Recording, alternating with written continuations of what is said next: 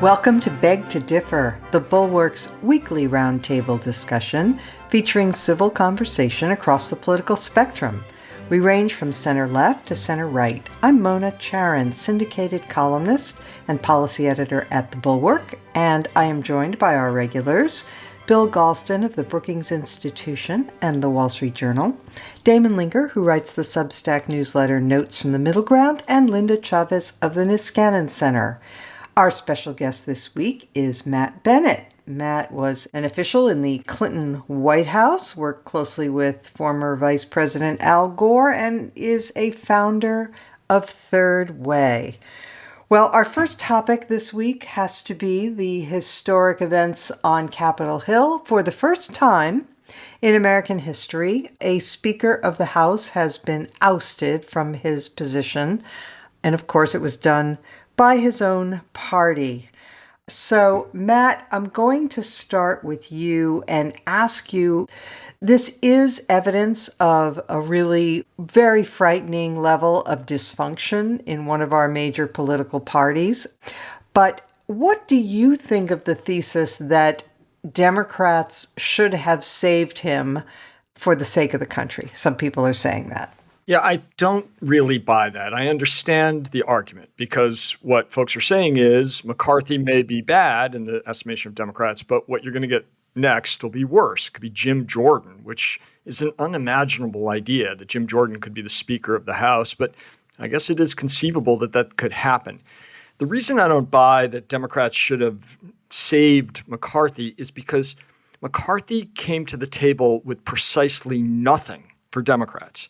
What has been reported, and I don't know this firsthand, but apparently when he spoke to Hakeem Jeffries, the leader of the House Democrats, he basically told Jeffries that he would give him literally nothing, not an insurance on a vote about Ukraine, not some kind of assurance about continuing to keep the government open, nothing about how the House was organized to give a little bit more power to Democrats.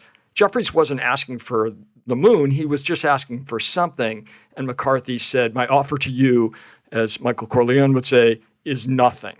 And that meant after he had attacked Democrats on the Sunday shows and had broken his word many times, that Jeffries just couldn't go to his conference and say, we need to save this guy. Yeah, let's consider some of the other things as well. Damon, I'm coming to you on this, but there is such a long list of reasons why McCarthy, there was no love for him on the Democratic side, starting with the fact that he refused to vote to certify the election, even after the insurrection on January 6th. After denouncing Trump briefly, he scooted down to Mar-a-Lago to rehabilitate him.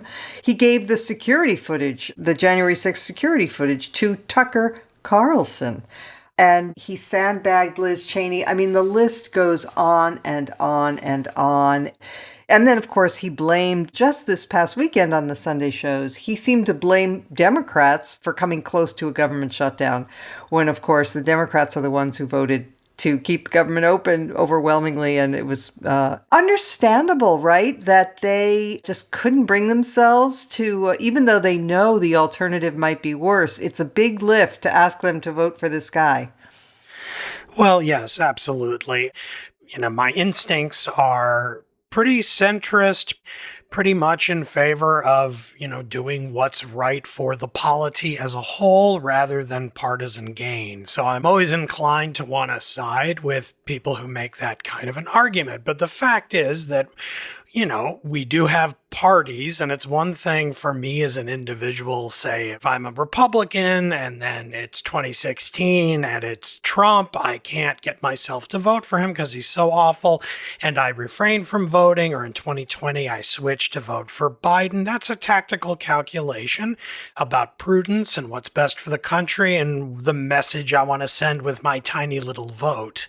It's quite another thing to say that a party is supposed to essentially put aside all of its own partisanship and take a hit for the country in which it gains, as Matt indicated, absolutely nothing. That is simply not the way politics can ever work where their parties exist. And we have parties. So that's in and of itself asking too much. But, what we're dealing with here, you could imagine an argument being made that Democrats should have done that to keep him in power because then he would have strength. He wouldn't have to worry about the right, and then he could break from them and kind of join in some kind of grand coalition of the broad center.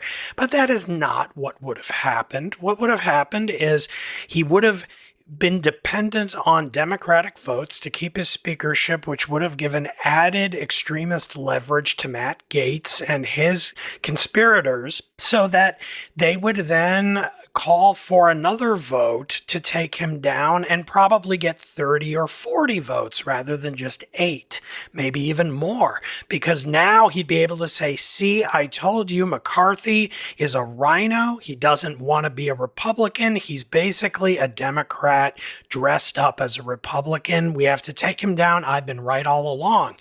And so what you end up with is it would have been McCarthy even weaker than he already was, and his days probably would have been doomed, and we'd be here anyway. I mean, there really is no reasonable way out of the kind of brinksmanship that the populist right of the Republican Party is playing with right now. There's simply no solution. And so those who I think make this case are being unrealistic on multiple dimensions. Linda, it is really difficult to see how the GOP gets out of this box canyon that they've managed to ride into, because we know what we think the sins of Kevin McCarthy were. He sold his soul many times over to the MAGA wing of the party for the sake of power. He had no principles.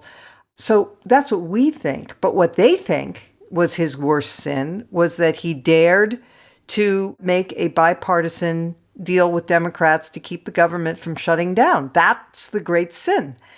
And so if that is what McCarthy was guilty of, and leaving aside whether Matt Gaetz had his own agenda, we'll come to that later, maybe. But for the other 7 who voted against McCarthy, that was the big sin. So if that's it, if you cannot govern, which means with a very, very narrow majority agreeing to a deal with Democrats, then if keeping the government from shutting down is the worst sin, then what's the next guy going to have to promise these people in order to get the votes necessary to win the speakership? He's going to have to say, yes, I promise I will not do the responsible thing and keep the government open. Well, look, I think a lot of the analysis of this vote and what took place has been wrong, pointing to populism. Are we the Republican Party or the populist party? I've heard at least one member say. I think it's viewing it wrong. And I will defer to Damon, who is the political philosopher on our team here. But, I look at this group of people and I say they're a group of nihilists and anarchists. It's not even that they're populists. It's not that people in the districts in the Trump territory were clamoring for the removal of Kevin McCarthy. I mean, most of them don't even know who he is, except when Donald Trump speaks his name. They don't focus on these things. And believe me, if the government has shut down and their Social Security checks had been cut off, you would have, heard bloody murder. So, actually, they don't cut off the Social Security checks when the government shuts down. That's one thing they're careful about. Yeah, they're careful about doing. But all right, you're right. But there are other programs. I mean, there are other programs that do cut off. Even the closing of state park, not state parks, but national parks. Contractors don't get paid. The military doesn't get paid. Right, the military doesn't get paid. Yeah. The problem is that this was a very odd coalition. I mean, you had Nancy Mace and Ken Buck in there, along with, sort of the usual suspects with the Matt Gaetz crowd. And you were missing people like Lauren Boebert, for example. Nancy Mace is pretty moderate on some issues. She's, got some interesting ideas about immigration. She's, not terrible on abortion. And yet she went against him. So you just had the feeling that this was like political vendettas. I mean, I think Ken Buck, one of the things he's been known for is, focusing on government spending. And perhaps that, he really believed that there ought to have been more cuts, even though the keeping the government open is not the place to do that.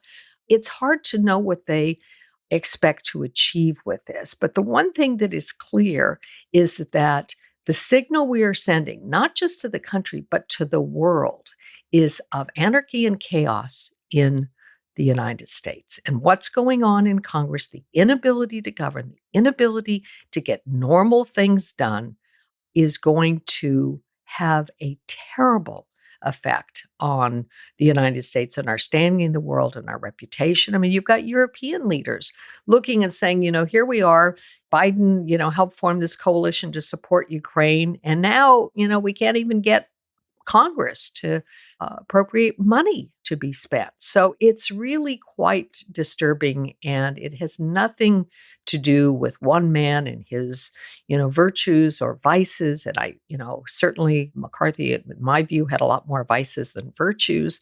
But the way in which this was done, the way in which you have a small group of people exerting this kind of power and having no plan, there's no plan for what happens next, is very dangerous.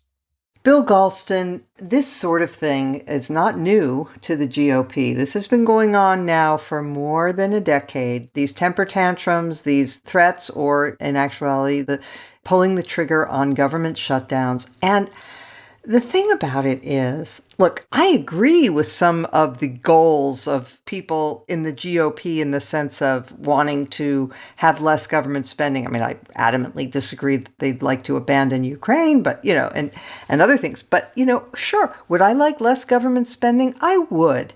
But this is such an unrealistic and childish kind of way to behave for grown-ups, right? I mean, all the Republicans control is one house in Congress, which is only 1/3 of the government. By the way, when they did have control of the presidency and the Congress, they didn't cut spending. And so, these outsized expectations of what can be achieved by holding your breath and turning blue is just, I can't imagine why this has taken hold as proof that you're a fighter. I mean, it's proof that you're an idiot. I don't know. What am I missing? Well, a couple of things. First of all, I've been arguing, and now I have a real expert to back me up, that what just happened is a culmination of a trend that began with the rise of the Tea Party and the election of 2010. And that is the emergence of a rejectionist, oppositionist force within the Republican Party that really doesn't believe in governance, as most people in Washington understand it. On Politico, there was a terrific interview with Theda Skocpol, who's probably done more than anybody, to report on the rise of the Tea Party movement, and to do so as a sociologist and not a political commentator or cultural critic. And it's very clear the succession of steps that that toppled Eric Cantor, that led John Boehner to resign, that led Paul Ryan to resign. Those were milestones on the path that led to the vote to oust McCarthy as Speaker. So it is not for light and transient causes that this happened. Another data point, the Wall Street Journal was the latest in a series of surveys to find that while Democrats at least say that they prefer leaders who compromise to get the country's business done rather than stand on principle, even at the risk of not accomplishing anything, Republicans don't even say that. They want fighters, regardless of whether the fight can succeed, regardless of the consequences of fighting. They want people who stand up and say, we reject the status quo. We reject the elite two-party conspiracy against the American people. They call it the uniparty. The uniparty. And if you don't give us a new deal, we're prepared to throw the deck off the bridge. And what can be done in these circumstances? Well, I rarely conduct what Norman Mailer memorably called advertisements for myself, but I'm gonna break with that. I just published a piece for Brookings arguing that the entire model of a single party speakership has hit a wall, and that realism requires a radical departure from a longstanding assumption. Why do I think that? Well, anybody who wants to be the next Speaker of the House would be an idiot to accept the job given the rules that the late Kevin McCarthy agreed to, because they'll be just as powerless as McCarthy was. But the Republicans by themselves cannot change the rules back to the way they were before last January. The only way to have a Republican speaker who's empowered to act is to make a deal with Democrats. And that deal would have to go beyond a change in the rules. And otherwise you get crackpot realism, where you do the same thing over and over again and expect a different result. So I think it is time to think big and bold. And if I were Republicans who want to do something, as opposed to just standing there, athwart history yelling stop, I would think about a broader conversation than simply the House Republican caucus. So, Matt Bennett, let's follow up on that. What would stop some of the more moderate Republicans? There are at least as many of them as there are of the Burn It All Down caucus in the House. What would stop them from, say, making a deal with the Democrats that allows for a speaker who, is not going to be under the sword of Damocles of this, motion to vacate the chair can be introduced by a single member and other things, because we know that Republicans from certain bright red districts cannot do anything bipartisan without risking their seats. But these Republicans come from more mixed districts, so they might not be risking their political futures by doing that. Or am I missing something? I think the word might is doing a lot of work there. What we don't know is whether the radicalization of the Republican Party has gone so deep that it extends to, for example, the Hudson Valley of New York, where a Republican now holds a seat that Biden won easily in 2020. It's a very, very at-risk seat. There are 4 of them in New York State that flipped Republican in 2022 and that are going to be tough for Republicans to hold on to.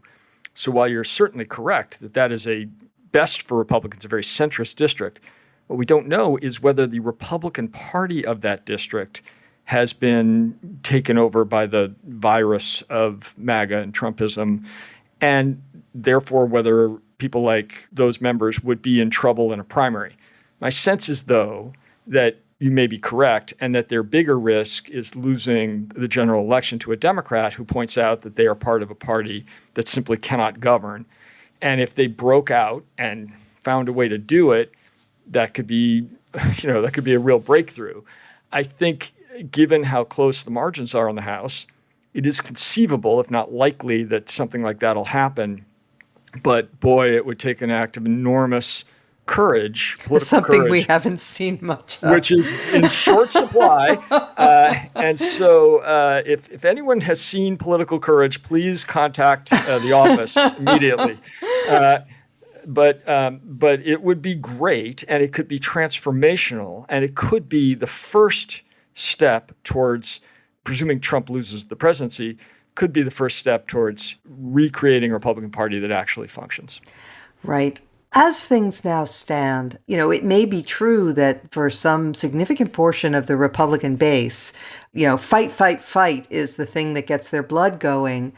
But for the average voter, and especially for independents, who now represent 49% of the electorate, according to new data from Gallup, the image of a party that can do nothing except shut down the government when it has control of the House just doesn't strike me as a winner, even in our crazy times. So, all right, let's move on now and discuss something that I know is near and dear to your heart, Matt, and that is the no labels movement and third parties in general. So we know that Cornel West is going to be launching a third party quest under the auspices of the Green Party.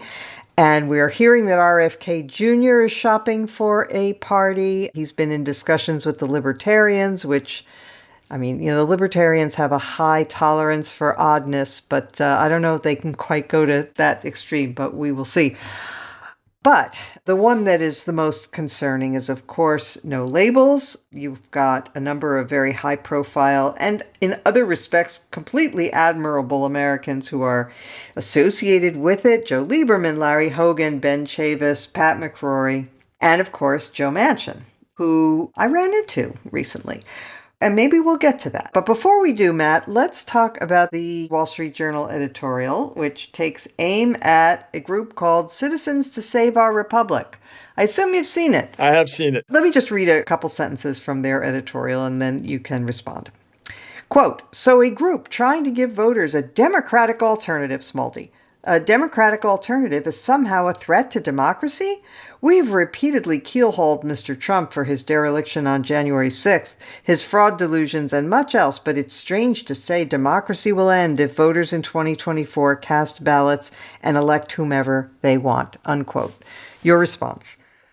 It is not at all strange to say that democracy will end if they do this. It is absolutely the truth that democracy could end because, as we've been saying now very loudly for a long time, and we've been joined by others, very much including Bill, who was a co-founder of No Labels, worked with them for years, and left in principled protest over this insane thing that they're doing to try to run a third-party candidate in 2024. The facts are very, very clear. There is absolutely, positively zero chance that they can elect a president as a third-party candidate. It cannot be done. Happy to delve into the numbers on that if you like. But there is a very, very substantial risk that if they do this, they will serve as a spoiler that reelects Trump. And there is no greater threat to our democracy than that. So in the broader sense, of course, they are the threat to democracy. Now, the Journal is not a reliable narrator here. They're very invested in helping conservatives and Republicans. I know they're a very mixed view of Trump, but they are really parroting the kind of most ridiculous of No Labels arguments about this. And I just want to point out that No Labels itself, beyond their threat of reelecting Trump, is proceeding in ways that are deeply anti-democratic. And let me just give you a couple of examples. First of all, they are a political party. They are seeking ballot access in dozens of states as the No Labels Party, and they've been granted access in 11 of them already as the No Labels Party. However, political parties have to operate under very strict rules that require that they disclose their donors, that they limit contributions to a very small amount, under $3,000 per person. No Labels is operating as a 501c4, which means that they can take unlimited contributions from billionaires and not disclose who they are, and they are taking full advantage of those rules. So they are not playing by the rules there. And then perhaps even more importantly, they have not said how they're going to choose their nominee. Obviously, the Republican and the Democratic parties choose their nominees through voting. There are primaries. Those primaries lead to a nomination that culminates in a convention. No Labels has said, we're having a convention, but they haven't said how they're going to choose the person that accepts their nomination at the convention. And all accounts suggest that they're going to choose that person inside the leadership of No Labels. So to suggest that we are anti-democratic somehow because we think it's a bad idea that they're going to try to serve as a spoiler for Trump when they are proceeding in ways that really are counter to everything that we've done in this country to move towards more democratic openness in the last 50 years is really risible. So you can just imagine the people affiliated with No Labels and their deep-pocketed donors sitting around rooms or on Zoom calls and, passing around data such as the Gallup poll that came out this past week showing that something like 63% of the American public are open to a third party. And I can see them passing this around and saying, see, the country is clamoring for just what we are in a position to offer. So in light of that, I would like you to delve into the math about why you say there is no path for a third party to win the presidency outright. Happy to. So first of all, let's start with the data that you just described. And it is true that, a substantial percentage of voters, when they're asked, are you open to voting for a third party more than a year before the election? they say yes. No Labels claims that number is 63%. Most of the polling has shown it's more in the low 50s, but it's generally above 50%.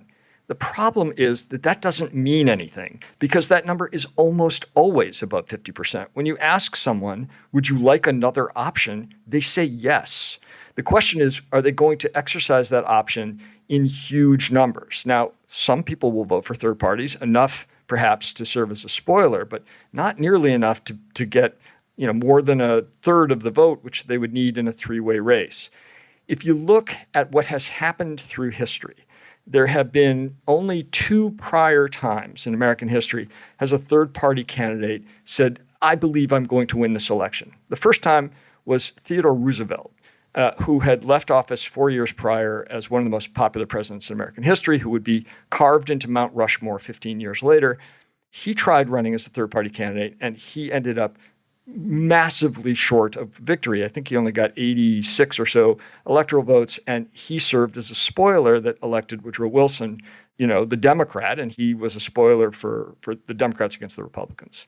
The next time that happened was 1992, a campaign that Bill and I both were involved with, when Ross Perot said he was going to win. In the spring, it looked like he was polling even or slightly ahead of both Clinton and Bush. He ended up with 0 electoral votes.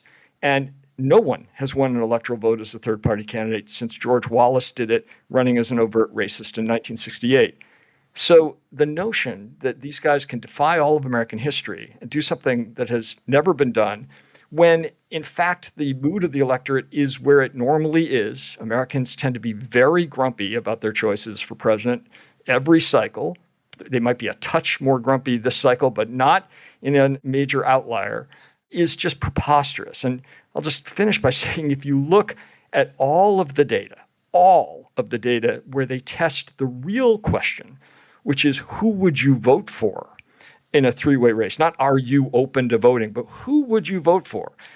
Even when you give them the fantasy candidate, a moderate independent without a name, somebody that you could just fill in the blanks around, that person in every survey comes in third, including the survey that No Labels did itself. When they tested the two-way race between Trump and Biden, it's basically tied in their poll.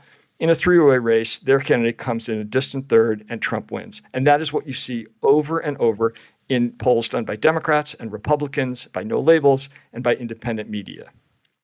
Let's talk about Joe Manchin for a sec. So Joe Manchin, he's up in 2024 in the state that went for Trump, I believe, by the biggest margin in the country. I think West Virginia is now the most Republican state. And Manchin, of course, is a Democrat as of now. So I actually ran into him a couple weeks ago, and we talked about this. And he also spoke about it at a forum at the Texas Tribune Festival that we were both attending.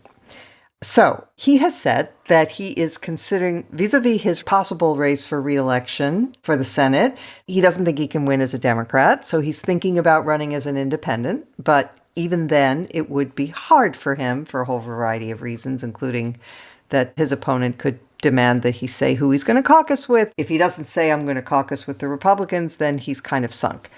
So there's that. Then he's also considering not running for re-election in West Virginia, but running for president on the No Labels ticket. So I asked him whether he isn't worried about being a spoiler. And he said, oh, I would never do it if I thought I were going to be a spoiler. Wouldn't do it.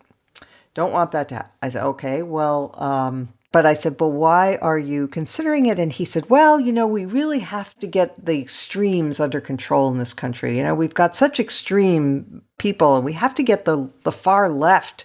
We have to defeat the far left. Now, I think he was saying that to me because he kind of figured I'm a Republican, which I used to be. And so he was trying to tell me what he figured I wanted to hear him say. But I came back to him and I said, well, it is true the far left is bad. I said, but surely the more urgent threat right now is the far right. And he said, what do you mean? I said, well, Trump being reelected. And he said, oh, absolutely. That is the biggest threat to this country, is Trump being reelected. Okay, Fine. I felt good about that conversation until I listened to him later that evening addressing the whole festival, in which he again said that he's all options are on the table and he's thinking it all through. And so your reaction to that?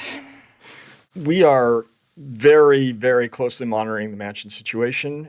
We very much hope that he chooses to run for Senate. And I think that option is still a live one. Remember that he won in 2018 in between two gigantic Trump wins in his state. To your point, Trump won his state by 39 points in 2016 and then again in 2020, and Manchin won right in between that. So he has unbelievable power to defy odds in West Virginia. And I think if he did it as an independent, he really would have a shot at it. There's all kinds of dynamics in that state that are still unclear, whether Governor Justice will have a primary from the right, whether his health will hold out justices. And there's a pullout showing Manchin within striking distance. So we are very much hoping that he runs for Senate. In the end, I don't think he's going to run for president because he doesn't want to be a spoiler. And also because No Labels is telling anyone who will listen that they think they're going to have to nominate a Republican at the top of the ticket to mitigate the charge that I was leveling, that they're going to be a spoiler. Now, it doesn't mitigate it at all. The impact of John Huntsman or Larry Hogan as their nominee in terms of who they help in the three-way race, it doesn't change whether it's Manchin or Hogan or Huntsman. But that is apparently what they believe. And there is no way that Joe Manchin is going to be the Admiral Stockdale of the No Labels ticket. He is not going to be in the number 2 spot. So I think in the end, he will either run for Senate or perhaps retire from politics. Okay. Bill, since you were a founder of No Labels and left the group, I'd be curious, do you have any new thoughts on this? Well, I don't disagree in any way with Matt's analysis, but I think we do have to ask ourselves how we ended up here. This moment is not like all other moments. The Pew Research Center has been asking the question, do you feel adequately represented by one of the two major political parties, both of them, or neither, for 30 years now? And 30 years ago, only 6% of Americans said that they felt unrepresented by either of the major political parties. When they reran that question just a couple of months ago, that number had risen to 28%. So what is going on, I think, with the proliferation of independent and third-party efforts is a symptom of a broader malady. That is that there is a lot of discontent in the American public with the representativeness of the two parties as they now stand. Does that mean that they will necessarily bolt, and vote for a third party or an independent candidate this year? I'm with Matt. I think the answer to that is no, because hyperpartisanship will deter them from that. But the fact that hyperpartisanship will determine the votes of most of the people doesn't mean that they're happy about that. And if I had a lot more time, I would try to explain why they're right not to be happy with that. There are a lot of ways in which my party, the Democratic Party, is running in the teeth of common sense and prudence right now. And people are picking up on that. They're not happy about it. A party that has essentially no viable policy on immigration is not a party that a lot of people in the center of the political spectrum are going to feel very well represented by. I think that once the dust settles on the 2024 election, assuming, God willing, that it doesn't lead to the destruction of our constitutional republic, we really have to think more seriously about where we are as a country, where we are as a political community, and what sorts of changes are urgent, starting with a functioning Congress, but not ending there.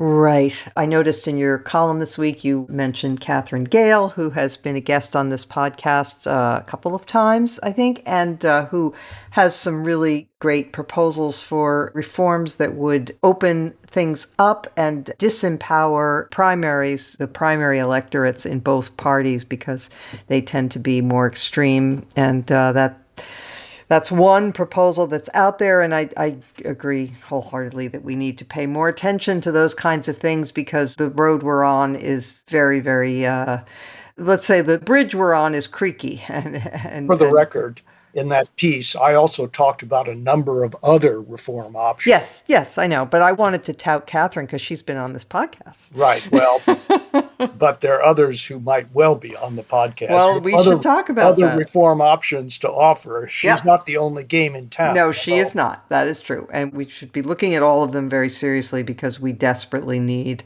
to find a new direction. All right, let us take a brief look at the civil fraud trial that Donald Trump is engaged in. Damon, Ruth Marcus, my old friend, had a column in the Washington Post this week that caught my eye because, she's writing against type. And she said, of course, she has no brief for Donald Trump. That's putting it mildly. But she's a little concerned about this trial in particular, just because she feels that, well, I'll quote it directly. She said, of course, he should be fined or punished in some way for making fraudulent claims about his wealth. But she said, but forcing the sale or other disposition of his businesses, as the judge ordered in his opinion last week, seems both unnecessary and unduly punitive, disproportionate to the offenses charged. And she says she's worried that it wouldn't have happened to any other individual who engaged in similar conduct. And she cites the fact that there really aren't very many cases that you can find in the record where this has happened. So what do you think?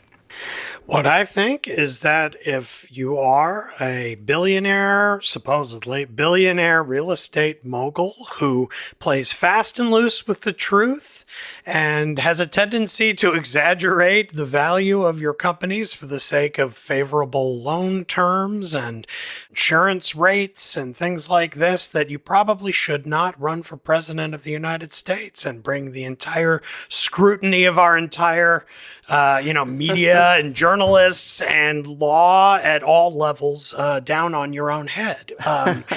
That's apart from, the fact that I think Ruth Marcus, is expressing the kind of concerns that often have motivated my own commentary on Trump's legal problems. The worry that fair-minded observers, and so by that I don't mean like the MAGA ditto heads. I mean like kind of middle-of-the-road people who don't pay all that much attention to politics and aren't inclined to be screaming partisans, but people who might just start tuning in soon to the political scrum as we head into the primary season might stand back and think, Trump's, kind of a shyster, but this seems like overkill somehow, like all of this stuff. So you're going to dissolve his entire business and forbid him from doing business in New York City, revoking the licenses to conduct business,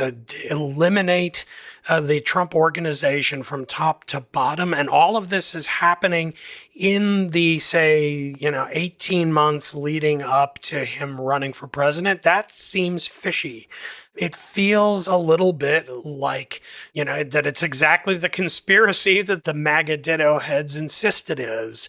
Now, as always with Trump and all of this, I have to, issue the caveat that, there's validity to all of it. It really isn't that he's being railroaded and he's a poor innocent child. I mean, everything that he's accused of doing, he really has done in one capacity or another, but there is always prosecutorial discretion at work.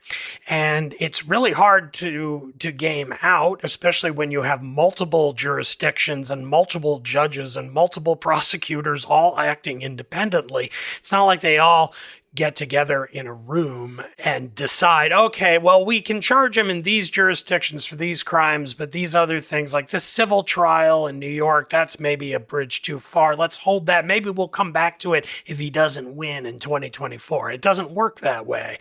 And in fact, if it did, that would be a vindication of the MAGA view.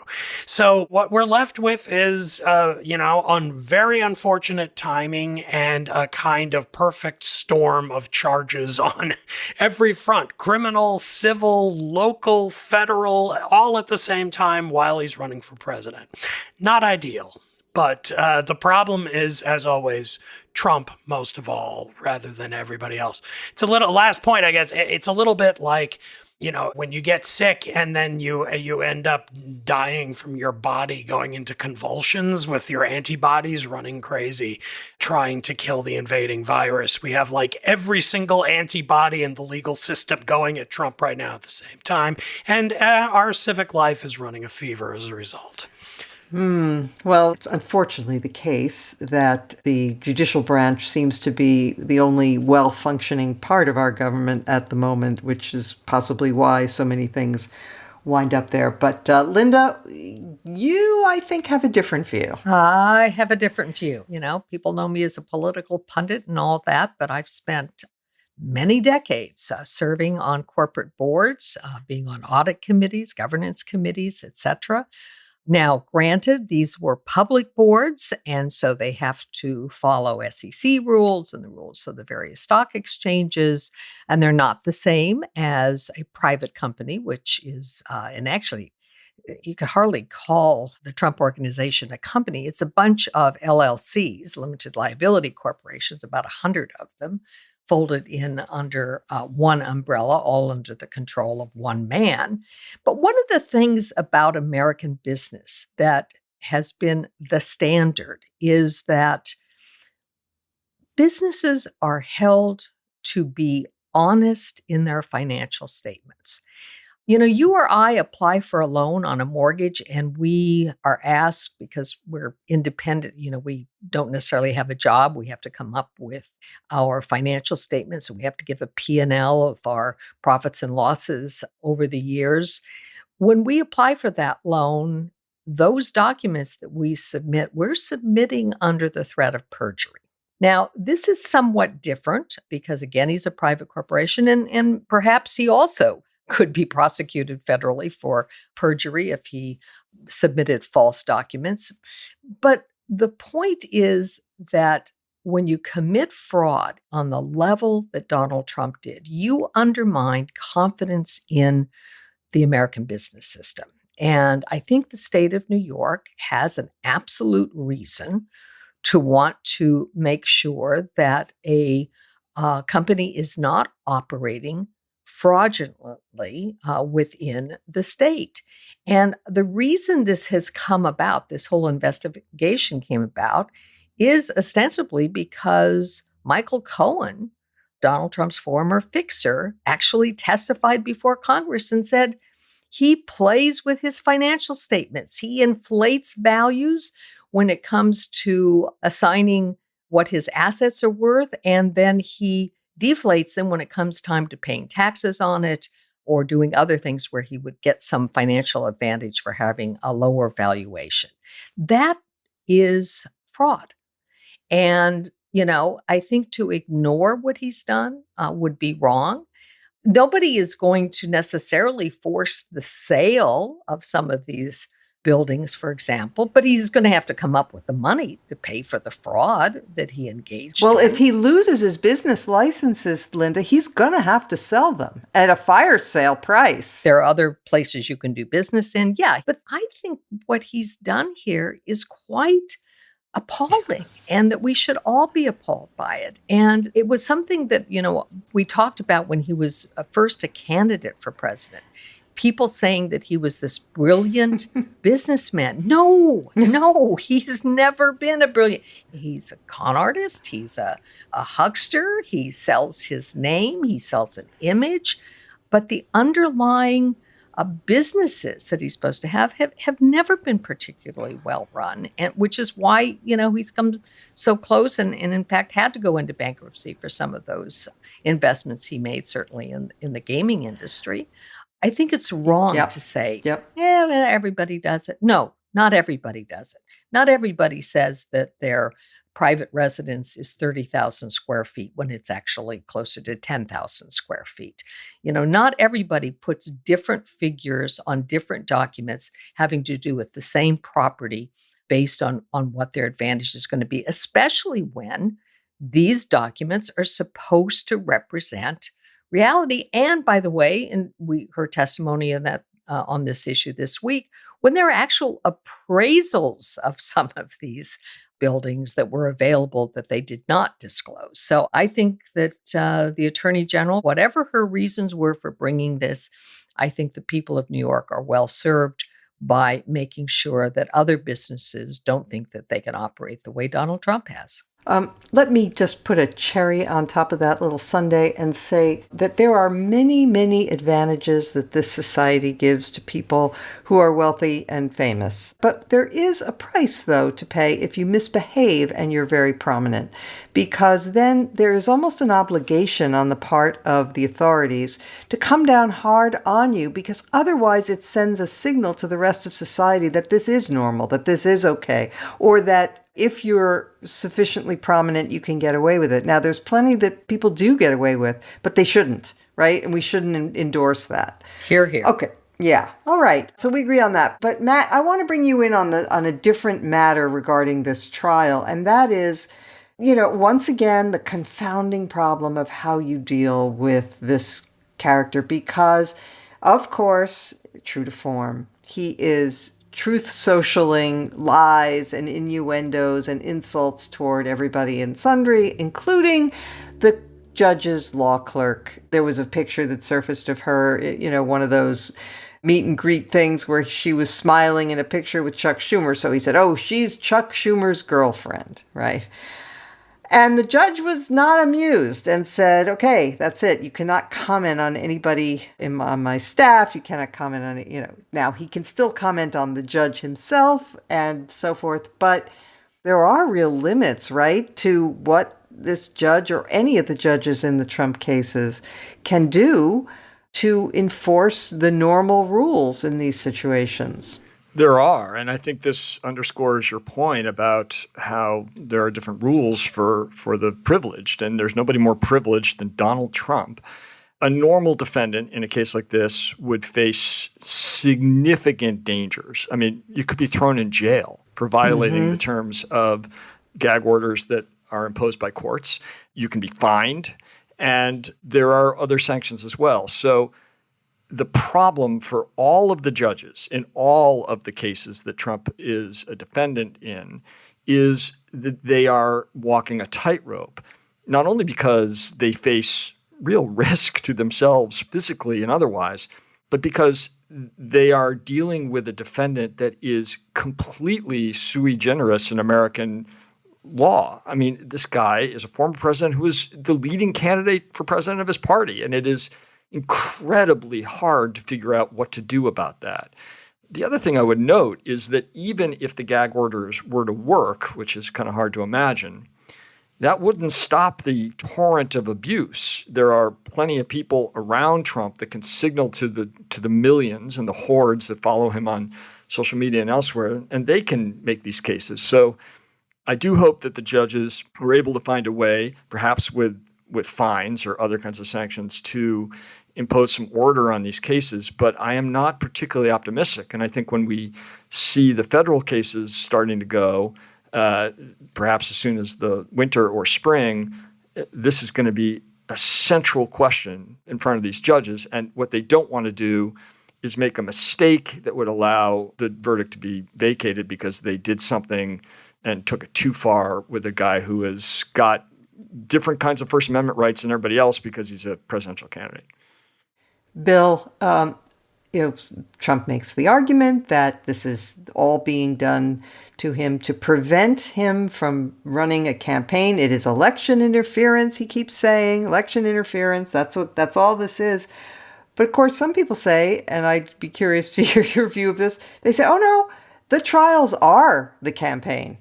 That's enough for Trump to run on and arguably win the nomination on. Enough to win the nomination on? Yes. Enough to win the general election? That's a different question. Different question. Having said that, I think the discussion we're having goes to the heart of Donald Trump. And that is, he is to his core a lawless man. He makes his own rules, and when even his own rules become inconvenient, he throws them overboard and makes new rules. He acknowledges no authority other than his own will. Not the people, not God. And his conduct in and around the trial is just one more demonstration of his utter contempt for the rules and norms that make a civilized society possible. And rather than comply with them, he would rather blow them up. And he has encouraged his supporters to think in exactly the same way, which is what makes him so dangerous. If he had a program that I violently disagreed with, that he wanted to execute consistent with the laws and constitution of the country, I would resist him, but I wouldn't be so vehement. It is his essential lawlessness that scares me the most. Well, amen. All right. Let us now turn to the final segment, which is the often commented upon highlight or lowlight of the week. And we will start with our guest, Matt Bennett. Well, it is hard to pick a low light outside of the one that occurred in the House. My particular low light is the attempt to blame Democrats for the insane dysfunction on the part of House Republicans. There is no doubt about who is at fault here. And that extends to a whole bunch of things. I mean, Senate Republicans are saying we should not have a 45-day budget in place. We should have the agreement that was reached with then Speaker McCarthy back in June. So blaming Democrats for things Republicans are doing, generally speaking, would be my low light. Okay, thank you. Linda Chavez. So I would point to something as a highlight, although the article itself sort of points up a low light, which was a series that was done in the Washington Post this week, and it was called Dying Early, America's Life Expectancy Crisis. And one of the articles was entitled How Red State Politics Are Shaving Years Off American Lives. And it was by Lauren Weber, Dan Diamond, and Dan Keating. And what it really pointed to is the way in which some of the politics that we've seen over the last many years have led to lifestyle choices that people make who live in many red state or red counties in America, and how these choices end up impacting lives. And it pointed to the early deaths. And one of the towns that they pointed to was a place called Ashtabula, Ohio, in which the life expectancy is below the national average. And it has to do with people dying of preventable diseases, obesity, smoking-related diseases, and that some of those deaths may be attributable to political decisions made in those states by Republican leaders, for example, to keep taxes lower than surrounding areas on tobacco. I thought it was a fascinating piece. I'm not sure that it so much points to a cause and effect as much as a correlation, but I do think that Republicans ought to take a look at, their future and whether or not some of the kinds of political decisions they make may in fact be eliminating their future constituents. Thank you for that. I was at an event with the former head of the National Institutes of Health, Dr. Francis Collins, who pointed out that there were 234,000 unnecessary deaths of Americans just because they declined to get vaccinated. So that's another example of what you're talking about. Okay, Bill Galston. Well, like Linda, I want to highlight something that points to a lowlight. The Chicago Council on Global Affairs does some of the best survey research around on foreign policy issues. And earlier, just a few days ago, they released a comprehensive survey on public attitudes towards Ukraine and assistance to Ukraine. And let me just give you a few of the lowlight highlights. Only 39% of Republicans think that our military aid to Ukraine has been worth the cost, compared to 61% of Democrats. Since March of 22, Republican support for sending additional military aid to Ukraine has declined by a stunning 30 percentage points. Asked to comment on the statement that the United States should support Ukraine for as long as it takes, 62% of Democrats said yes to that, compared to 30% of Republicans. Asked to comment on the statement the United States should urge Ukraine to settle for peace as soon as possible, 66% of Republicans said yes, compared to 35% of Democrats. The United States should encourage Ukraine to negotiate with Russia to end the conflict, even if it means allowing Russia to keep the territory it has captured in Ukraine. Republicans 50%, Democrats 26%. U.S. leaders are paying too much attention to the conflict between Ukraine and Russia. Republicans 49%, Democrats 18%. The party of Ronald Reagan is gone. It's not coming back. We now have an internationalist party and a party whose remaining internationalist leaders are increasingly out of touch with their own constituents. This is a scary development for the future. Yeah. Okay. Thank you very much, Damon Linker. This is actually more of a plug for a highlight who's an author. He wrote a very good opinion column for The Guardian where he works. His name is Jason Wilson. It's titled Red Caesarism is Right-Wing Code and Some Republicans Are Listening. That's a bit of a mouthful, but the piece is about the increasing tendency of right-wing intellectuals, including Michael Anton, a wealthy individual named Charles Haywood, who has a pretty prominent right-wing podcast and, funds a lot of stuff in this corner of the world.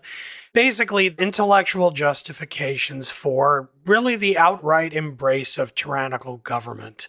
It really isn't hyperbole to put it that way. These are people who are increasingly convincing themselves that democracy is in the past, and if the right can somehow manage to gain power in 2024, it should not relinquish it. It's pretty amazing to imagine that there are American intellectuals who believe such things, but they do, and they see their role as softening up people on their own side to these arguments. So this is a very good and scary piece. It's important, I think, for people to read. But again, my plug is more for Jason Wilson, the author, in general. If you click on his name at The Guardian, when you go to this piece, you'll see a list of other recent columns he's written over the last couple of years. And he's really written a series of these. I think of all the people who are doing this kind of work for large mainstream newspapers, I think he's probably doing the most to kind of unearth the kind of dark corners of the MAGA right as it transitions to something very dark in the wake of Trump's last presidency and preparing themselves for what they hope will be his next one. So a highlight of a very much a low light. Thank you. General John Kelly, who served as Trump's chief of staff, has been blind quoted a few times about his views on the former president, but now he has decided to go on the record and tell CNN exactly what he thinks. And so he said, quote, "A person that did not want to be seen in the presence of military amputees because it doesn't look good for me.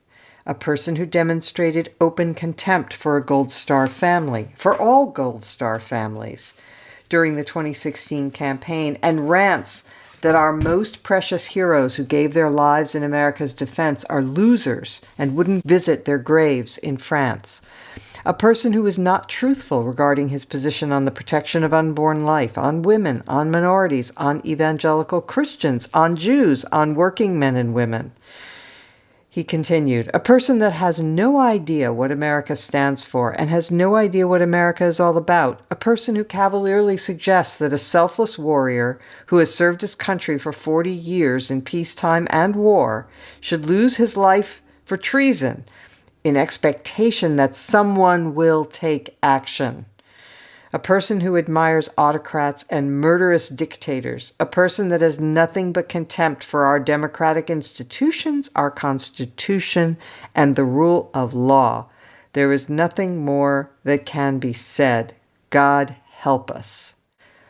So, okay, this, it seems to me, is the start of something, because if Trump is going to be the Republican nominee, that means there is a very strong chance he could be elected president again. And to prevent that unthinkable outcome, it is going to require everybody who worked with Trump and has personal experience like Kelly to come out and cut ads saying exactly what Kelly just said, describing what they saw, what they know, what they think, because the stakes could not be higher. And I think it will carry weight with people to hear it from someone like Kelly. We need to hear from the others. We need to hear from Bolton, from Tillerson, from Bill Barr, from all of them. And I'm hoping that they will be inspired by Kelly's example this week. He's done the right thing. Also, just want to let our listeners know that the Bulwark crew will be appearing live and in person this month, October 25th, in New Orleans, and we would love to see you there. It will be Sarah Longwell, Tim Miller, Sonny Bunch, Charlie Sykes, and me, and special guest, author Walter Isaacson. You can sign up at bigeasybulwark.rsvpify.com. So that's bigeasybulwark.rsvpify.com. Tickets are $50, and again, that's October 25th. We hope to see you there. With that, I want to thank our guest, Matt Bennett, and of course, our regular panel. I also want to thank our producer, Jim Swift, our sound engineer, Jonathan Seary, and our listeners, and we will return next week as every week.